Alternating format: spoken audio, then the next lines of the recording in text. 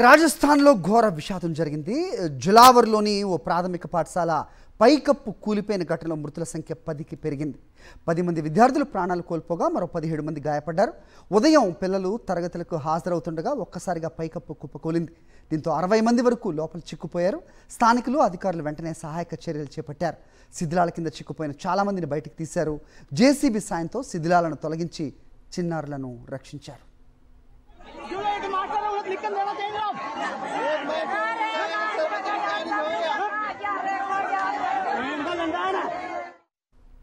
School పైకప్పు కూలి విద్యార్థులు చనిపోయిన ఘటనపై రాష్ట్రపతి ద్రౌపది ముర్ము, ప్రధాని నరేంద్ర మోదీ తీవ్ర దిగ్భ్రాంతి వ్యక్తం చేశారు. చిన్నారులు చనిపోవడంపై ఆవేదన చెందారు. గాయపడ్డ విద్యార్థులకు మెరుగైన చికిత్స అందించాలని అధికారులకు సూచించారు. స్కూల్ పైకప్పు కూలిన ఘటనపై సమగ్ర విచారణకు ఆదేశించారు రాజస్థాన్ ముఖ్యమంత్రి భజన్లాల్ శర్మ. కాగా పాఠశాల భవనం శిథిలావస్థలో ఉందని, గతంలో అనేక సార్లు ఫిర్యాదు చేసినప్పటికీ చర్యలు తీసుకోలేదని స్థానికులు ఆరోపిస్తున్నారు.